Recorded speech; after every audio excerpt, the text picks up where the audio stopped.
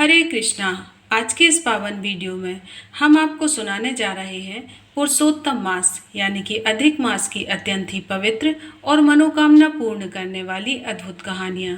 जो भी भक्त सच्चे मन से इन कथाओं को सुनता है उसके जीवन के दुख दूर होते हैं और भगवान उनकी मनोकामनाएं पूर्ण करते हैं।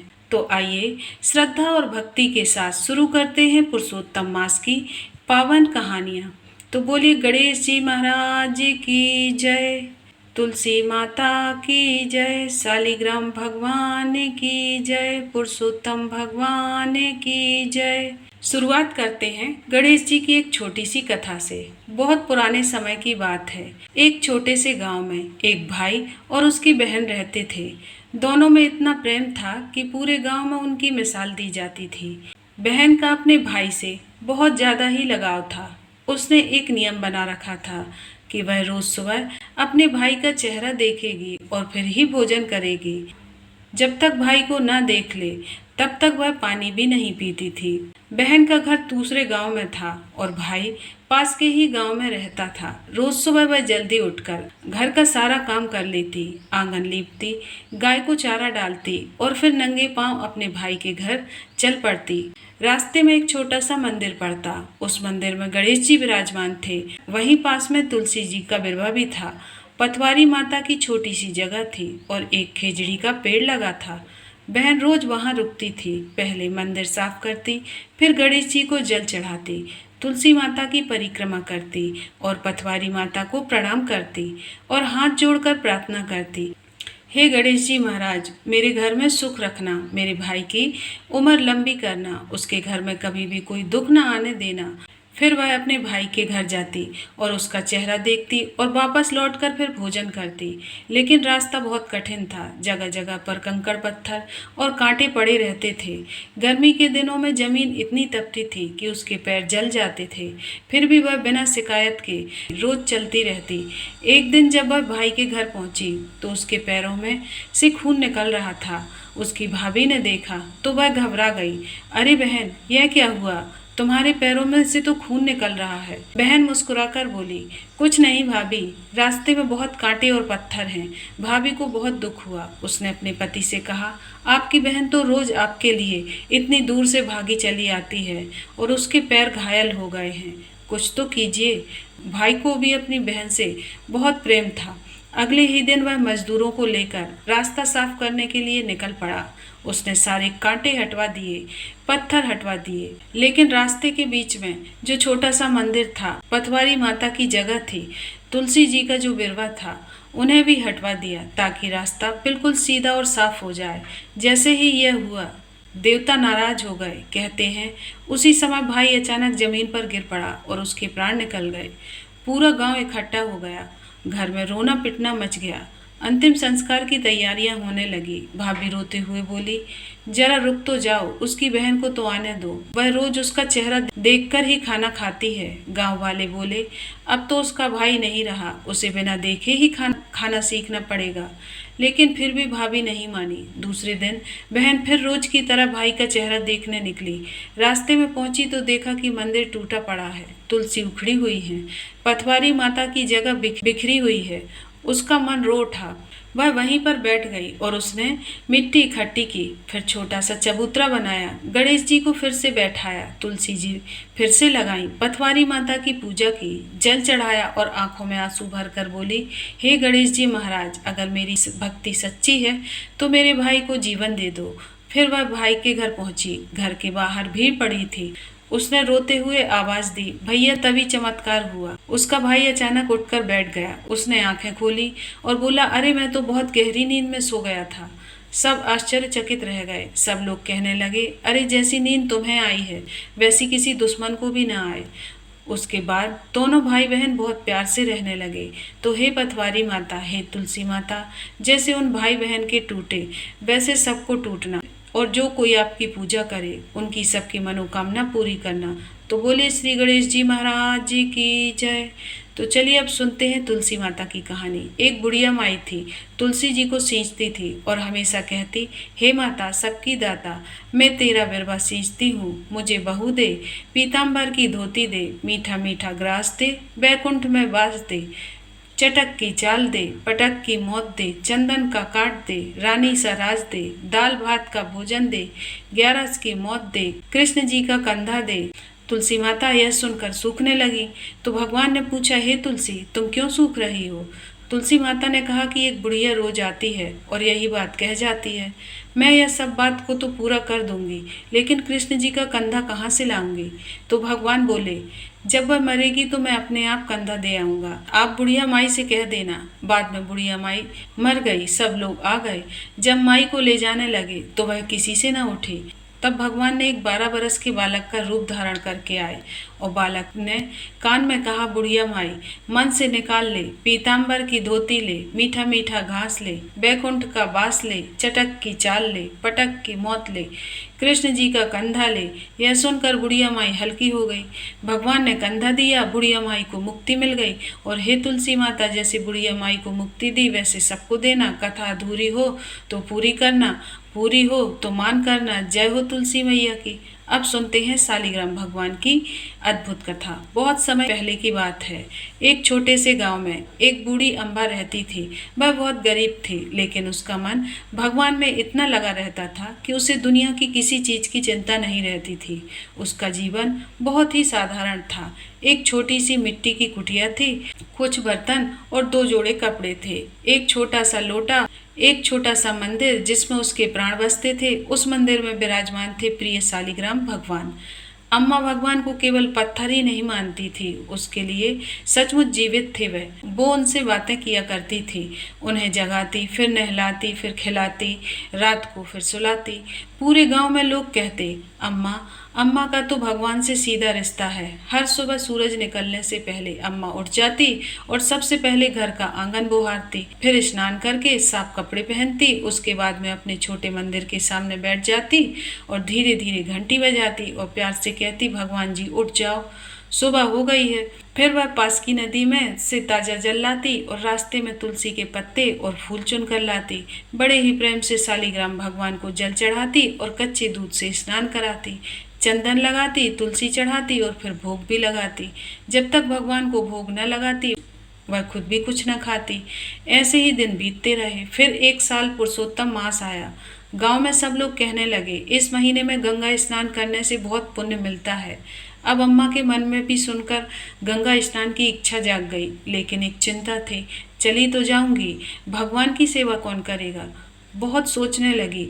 आखिर उसे अपनी पड़ोसन याद आई। पड़ोसन बहुत सीधी सादी थी और भली औरत थी। भगवान में उसकी श्रद्धा तो थी, लेकिन पूजा पाठ का ज्यादा ज्ञान नहीं था। अम्मा उसके घर गई और बोली, मैं पुरुषोत्तम मास में गंगा स्नान करने जाना चाहती हूँ। जब तक मैं लौट कर ना आऊँ, क्या तुम मेरे भगवान की सेवा कर दोगी? पड़ोसन पहले तो घबरा गई, अम्मा मुझे पूजा करनी नहीं आती। फिर अम्मा मुस्कुराई, अरे इसमें क्या है, भगवान तो भाव के भूखे होते हैं, जैसे छोटे बच्चे की सेवा करते हैं वैसे ही कर देना। फिर अम्मा उसे समझाने लगी, सुबह भगवान को उठाना, नदी से जल लाना, तुलसी और फूल लेकर आना, भगवान को स्नान करा देना, चंदन लगाना, दूध का भोग लगाना, दोपहर में जो खाना बने उसका भोग लगा देना और ध्यान रखना प्याज और लहसुन मत बनाना, शाम को दीपक जलाना, रात को भगवान को सुला देना। पड़ोसन ने हाथ जोड़कर कहा, अच्छा अम्मा, जैसा आप कहोगी वैसा ही कर दूंगी। अम्मा निश्चिंत होकर गंगा स्नान के लिए निकल पड़ी। अगले दिन सुबह पड़ोसन उठी। उसने पहले अपने घर का काम किया और फिर अम्मा के घर पहुंची। छोटा सा मंदिर देखकर उसका मन बड़ा प्रसन्न हुआ। उसने धीरे धीरे घंटी बजाई और मुस्कुराकर बोली, भगवान जी उठ जाओ, सुबह हो गई है। फिर वह नदी में से जल भर कर लाई, रास्ते से फूल और तुलसी चुन कर लाई। पहले बहुत ही प्रेम से उसने भगवान को स्नान कराया और ठीक से मंत्र नहीं आते थे, इसलिए वह बस प्यार से उनसे बातें करती रही। भगवान, पानी ज़्यादा ठंडा तो नहीं है न? देखो मैंने कितनी अच्छी तुलसी लाई है तुम्हारे लिए। फिर उसने दूध का भोग लगाया और रसोई बनाने चली गई। कुछ ही देर बाद वापस आई तो देखा कि दूध वैसा की वैसा ही रखा है। वह बोली, अरे भगवान, दूध तो पी लो ना, लेकिन कुछ हुआ ही नहीं।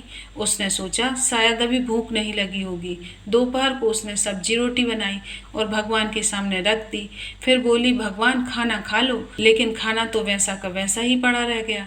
अब पड़ोसन परेशान हो गई, हे भगवान, अगर आप नहीं खाओगे तो अम्मा जी आएंगी और कहेंगी कि मेरे भगवान को भूखा रखा। उसका मन दुखी हो गया। उसने निश्चय किया कि जब तक भगवान नहीं खाएंगे मैं भी खाना नहीं खाऊंगी। वह मंदिर के सामने बैठ गई, बार बार हाथ जोड़कर कहती, भगवान थोड़ा सा तो खा लो ना। धीरे धीरे शाम हो गई। अब भगवान सोचने लगे, यह औरत कितने सच्चे मन से सेवा कर रही है। अगर मैंने भोजन नहीं किया तो यह तो भूखी रहेगी। भगवान अपनी भक्ति की भावना से बन जाते हैं। तभी अचानक मंदिर में प्रकाश फैल गया। पड़ोसन ने देखा, उसके सामने एक सुंदर बालक खड़ा है। सिर पर मोर मुकुट, शरीर पर पीताम्बर, चेहरे पर मधुर सी मुस्कान। और वह बालक बोला, तुम इतनी देर से मुझे खिला रही हो, अब मैं खा लेता हूँ। पड़ोसन आश्चर्य से देखती रह गई। भगवान पाटे पर बैठ गए और बड़े ही प्रेम से दूध पीने लगे, फिर भोजन करने लगे।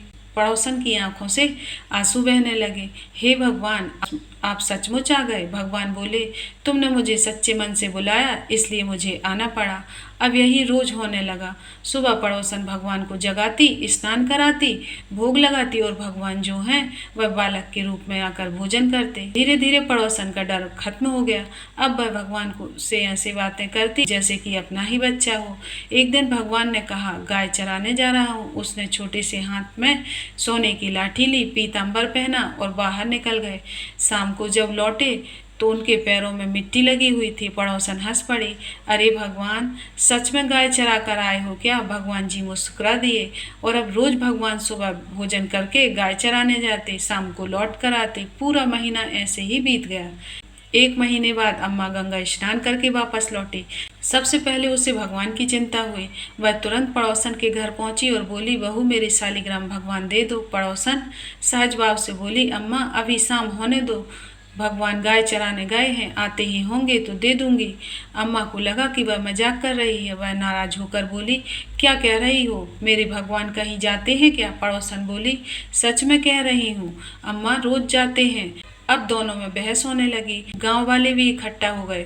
अम्मा रोने लगी, लगता है कि तूने मेरे भगवान कहीं छुपा दिए हैं। पड़ोसन समझाती रही, अम्मा मैं झूठ नहीं बोल रही हूँ, थोड़ी ही देर में शाम हो गई। तभी दूर से गायों की घंटियों की आवाज आने लगी। सब लोगों ने देखा कि एक सुंदर बालक गायों के साथ चला आ रहा है, सिर पर मोर मुकुट, हाथ में लाठी, पैरों में धूल।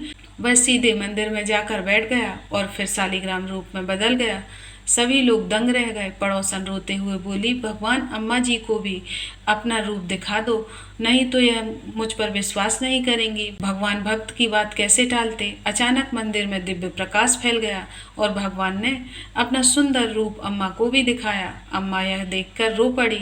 यह भगवान के चरणों में फिर गिर पड़ी और बोली, हे प्रभु, मैंने इतने सालों में आपकी सेवा करी, लेकिन मुझे आपने कभी दर्शन नहीं दिए, क्योंकि मैं केवल नियम निभा रही थी। इस बहू ने आपको सच्चे मन से इस तरह प्रेम दिया, इसलिए आप प्रेम और भक्ति दी, इसलिए आप इसके सामने प्रकट हो गए। फिर अम्मा ने पड़ोसन के पैर पकड़ लिए, सच्ची भक्तन तो तू है। पड़ोसन तो घबरा गई, अम्मा ऐसा मत करो। लेकिन अम्मा समझ चुकी थी कि भगवान को केवल पूजा पाठ नहीं, सच्चा प्रेम चाहिए। तो हे शालिग्राम भगवान, जैसे उन्हें दर्शन दिए थे वैसे सबको देना। कथा अधूरी हो तो पूरी करना, पूरी हो तो मान करना। कहानी कहने वाले और सुनने वाले को, हुकारा भरने वाले को, सभी की मनोकामनाएं पूर्ण करना। तो बोले शालिग्राम भगवान की जय। अब सुनते हैं पुरुषोत्तम स्नान की कहानी। बहुत समय पहले की बात है। एक छोटे से गांव में एक बूढ़ी अम्मा रहती थी। उसका जीवन बहुत साधारण था। मिट्टी का छोटा सा घर, टूटी हुई चारपाई, कुछ बर्तन और भगवान का एक छोटा सा मंदिर, बस यही उसकी दुनिया थी। उसके परिवार में उसका एक बेटा और एक बहू रहते थे। बेटा मेहनत मजदूरी करता था, लेकिन घर की हालत फिर भी नहीं अच्छी थी। अम्मा बहुत ही धार्मिक स्वभाव की थी।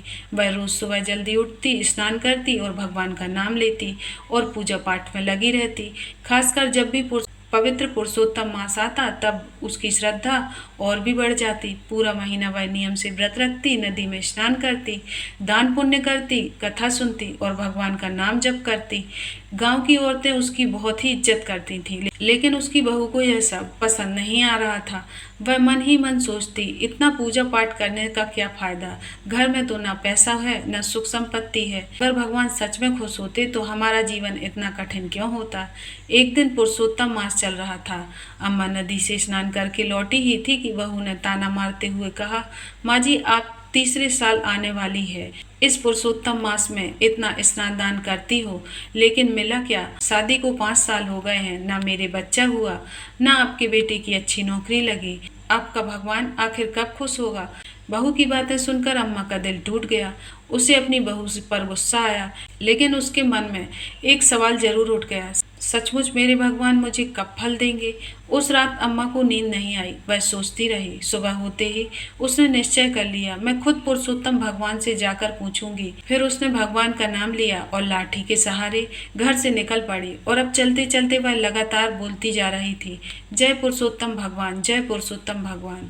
अब थोड़ी ही दूर आगे जाने पर उसे रास्ते में एक आदमी मिला। उसका शरीर कोढ़ से भरा हुआ था, हाथ पैरों में घाव थे। लोग उसे देखकर दूर से ही भाग जाते थे। वह अकेला एक पेड़ के नीचे बैठा था। उसने अम्मा को देखा तो रोक लिया और फिर पूछा, माँ कहाँ जा रही हो? अम्मा बोली, बेटा मैं पुरुषोत्तम भगवान से मिलने जा रही हूँ। कोढ़ी आश्चर्य से बोला, भगवान से? क्यों? अम्मा ने सारी बात कह दी। मैंने जीवन में पुरुषोत्तम मास का स्नान दान किया है, लेकिन मेरे घर में अभी तक सुख नहीं आया, इसलिए भगवान से पूछने जा रही हूँ कि मुझे इसका फल कब मिलेगा। यह सुनकर कोढ़ी की आंखें भर आईं। वह बोला, माँ अगर सच में तुम्हें भगवान मिले तो उनसे मेरा दुख भी पूछ लेना। मैं 13 साल की उम्र से इस बीमारी से पीड़ित हूँ। लोग मुझे छूते नहीं हैं। आखिर मैंने ऐसा कौन सा पाप किया था? अम्मा का दिल पसीज गया। उसने कहा, ठीक है बेटा, मैं जरूर पूछूंगी। फिर वह आगे बढ़ गई। कुछ ही दूर चलने के बाद उसे एक कुम्हार और उसकी पत्नी मिली। दोनों बहुत उदास बैठे थे। उनके आसपास टूटे हुए घड़े और मटके पड़े हुए थे। उन्होंने अम्मा को प्रणाम किया और पूछा, अम्मा कहाँ जा रही हो? अम्मा फिर वही बात बताई और यह सुनकर कुम्हार बोला, अम्मा भगवान से हमारा दुख भी पूछ लेना। पहले हमारे बनाए हुए घड़े बहुत अच्छे बनते थे, लेकिन पिछले 2 साल से सारे घड़े टूट जाते हैं। कुछ पकाने से पहले टूट जाते हैं और कुछ पकाने के बाद फट जाते हैं। हमारा घर कैसे चलेगा? कुम्हार की पत्नी रोने लगी। अब तो चूल्हा जलना भी बहुत मुश्किल हो गया है। अम्मा ने दया से कहा, चिंता मत करो, मैं भगवान से तुम्हारा दुख भी पूछूंगी। बढ़ते बढ़ते अम्मा जंगल के रास्ते गुजर रही थी। तभी वहां एक बड़ा नाग सामने आ गया। पहले तो अम्मा डर गई, लेकिन नाग शांत स्वर में बोला, डरो मत माँ। अम्मा हैरान रह गई। नाग बोला, कहाँ जा रही हो? अम्मा ने सारी बात कह दी। नाग बोला, अगर भगवान मिले तो मेरा दुख भी पूछ लेना। मेरी नागिन जब भी अंडे देती है उसमें से एक भी बच्चा जीवित नहीं बचता। आखिर हमें यह दुख क्यों मिल रहा है? अम्मा ने सिर हिलाया। ठीक है, तुम्हारा दुख भी पूछ लूंगी। अब अम्मा बहुत थक चुकी थी, पैर कांप रहे थे, भूख प्यास से हालत खराब हो रही थी। तभी एक बड़े पेड़ के नीचे तेजस्वी साधु दिखाई दिए। उनके चेहरे पे बहुत अद्भुत सी शांति थी। उन्होंने मुस्कुराते हुए पूछा, माँ कहाँ जा रही हो? अम्मा बोली, बाबा मैं पुरुषोत्तम भगवान से मिलने जा रही हूँ। साधु बोले, अगर भगवान मिल जाएं तो क्या तुम उन्हें पहचान पाओगी? अम्मा ने मासूमियत से कहा, जो मेरे मन की बात जान जाएगा वही भगवान होगा। साधु मुस्कुराए। तभी अचानक चारों ओर दिव्य प्रकाश फैल गया। साधु का रूप बदलने लगा। अम्मा की आंखें फैल गईं। उसने देखा कि सामने स्वयं भगवान पुरुषोत्तम खड़े हैं, पीताम्बर धारण करे, मुकुट पहने, 4 भुजाएं, हाथों में शंख चक्र गदा और पद्म है। अम्मा रो पड़ी और भगवान के चरणों में गिर पड़ी। प्रभु मेरे जीवन का सौभाग्य खुल गया। भगवान ने प्रेम से कहा, माँ तुमने इतने वर्षों तक श्रद्धा से पुरुषोत्तम मास का पालन किया है, बताओ अब क्या चाहती हो? अम्मा बोली, प्रभु आपके दर्शन हो गए, अब मुझे कुछ नहीं चाहिए, लेकिन रास्ते में जो दुखी लोग मिले उनका दुख जरूर दूर कीजिए। भगवान प्रसन्न हो गए और फिर भगवान ने सभी के कर्मों के अनुसार उनके रहस्य बताए। भगवान ने कहा, वह कोढ़ी पिछले जन्म में एक राजा था, बिना कारण गरीबों को दंड देता था, लोगों को बहुत सताता था। उसी पाप का फल वह आज भुगत रहा है। अम्मा दुखी हो गई। भगवान बोले, तुम मेरे चरण की धूल लेकर जाना, उसके शरीर पर लगा देना, वह ठीक हो जाएगा। अब आगे भगवान बोले, एक बार एक गरीब आदमी था, अपनी बेटी की शादी के लिए घड़ा लेने गया था। उसके पास पैसे नहीं थे। कुम्हार ने उसे खाली हाथ लौटा दिया। उसे गरीब की आह लगी है, उसने अगर 100 घड़े बनाकर प्याऊ में दान कर दिए तो उसका दुख दूर हो जाएगा। इतना कहकर भगवान अंतर्ध्यान होने लगे। अम्मा घबरा गई। उसने जल्दी से अपनी साड़ी के पल्लू में भगवान के चरणों की धूल बांध ली और फिर हाथ जोड़कर बोली, प्रभु मेरी बहू और मेरे बेटे पर भी कृपा करना। भगवान मुस्कुराए, तुम्हारे घर में भी सुख आएगा। अब बुढ़िया माँ वापस लौटने लगी। वापस लौटते समय सबसे पहले नाग मिला। उसने उत्सुकता से पूछा, माँ भगवान मिले? अम्मा ने सब बता दिया। नाग बोला, मेरे पास तो कोई गरीब नहीं आता, तुम मेरी मणि ले लो। उसने अपनी चमकती हुई मणि अम्मा को दे दी और फिर अम्मा कुम्हार के पास पहुंची। उन्होंने भगवान का संदेश सुनाया और तुरंत 100 घड़े बनाकर प्याऊ में दान कर दिए। धीरे धीरे उसके सारे घड़े अच्छे बनने लगे और उसकी गरीबी भी दूर होने लगी। अंत में अम्मा कोढ़ी के पास पहुंची। उसने भगवान की चरण धूल उसके शरीर पर लगा दी। जैसे ही धूल लगी उसके घाव भरने लगे। धीरे धीरे उसका शरीर बिल्कुल ठीक हो गया। वह खुशी से रो पड़ा। उसने अम्मा को बहुत सारा धन दिया। अब अम्मा अपने घर पहुंची तो हैरान रह गई। उसका टूटा हुआ घर सुंदर महल में बदल चुका था। घर में अन्न धन के भंडार भर गए। बेटा दौड़कर आया, माँ मुझे नौकरी मिल गई। बहू खुशी से बोली, माँ जी मैं माँ बनने वाली हूँ। अम्मा के आंखों से आंसू बहने लगे। वह समझ गई पुरुषोत्तम मास का पुण्य कभी व्यर्थ नहीं जाता। तो हे पुरुषोत्तम भगवान, जैसे आप बूढ़ी अम्मा पर प्रसन्न हुए वैसे ही सब पुरुषोत्तम स्नान करने वालों पर प्रसन्न होना। पुरुषोत्तम मास की कहानी सुनने वाले पर सब पर प्रसन्न होना और सबकी मनोकामनाएं पूरी करना। तो बोलो पुरुषोत्तम भगवान की जय। अब आप सुनिए लपसी और तपसी की कहानी। लपसी और तपसी की कहानी हर कथा कहानी के बाद में कही जाती है और सुनी जाती है। तो एक था लपसी और एक था तपसी। लपसी हमेशा भगवान की तपस्या में लीन रहता था और जो तपसी था वह सवा शेर की लपसी बनाता और भगवान को भोग लगा देता। उसके बाद खुद जिम लेता। एक दिन दोनों झगड़ा करने लगे। तपसी बोला, मैं रोज भगवान की तपस्या करता हूँ इसलिए मैं बड़ा हूँ। जबकि लपसी बोलता है कि मैं रोज भगवान को सवा शेर की लपसी का भोग लगाता हूँ इसलिए मैं बड़ा हूँ। अब नारद जी वहाँ से गुजर रहे थे। दोनों को लड़ता देखकर रुके और उनसे पूछने लगे, तुम दोनों क्यों लड़ रहे हो? अब तपसी ने खुद को बड़ा होने का कारण बता दिया और लपसी ने अपना कारण बता दिया। नारद जी बोले, अब तुम्हारा फैसला मैं करूँगा, तुम दोनों लड़ो मत। दूसरे दिन तपसी और लपसी नहाकर अपनी रोज की भक्ति करने आए तो नारद जी ने चुपके से 1.25 करोड़ की एक अंगूठी उन दोनों के आगे रख दी। तपसी की नज़र तो उस अंगूठी पर पड़ गई थी। उसने चुपचाप उस अंगूठी को उठाकर अपने नीचे दबा लिया और लपसी की नज़र जबकि अंगूठी पर पड़ी तो थी मगर उसने फिर भी उस पर ध्यान नहीं दिया और भगवान को भोग लगाया और लपसी खाने में लग गया। नारद जी सामने आए तो दोनों ने पूछा कि अब बताओ कौन बड़ा है? अब तो फैसला आपने कर ही लिया होगा। तो नारद जी ने तपसी को कहा कि तुम खड़े हो जाओ। वह खड़ा हो गया। उसके नीचे दबी हुई अंगूठी दिखाई पड़ी और नारद जी ने तपसी से कहा, तपस्या करने के बाद भी तुम्हारी चोरी की आदत नहीं गई, इसलिए तुम बड़े नहीं हो। लपसी बड़ा है, तुम्हें तुम्हारी तपस्या का कोई फल नहीं मिलेगा। अब तपसी शर्मिंदा हो गया और माफ़ी मांगने लगा।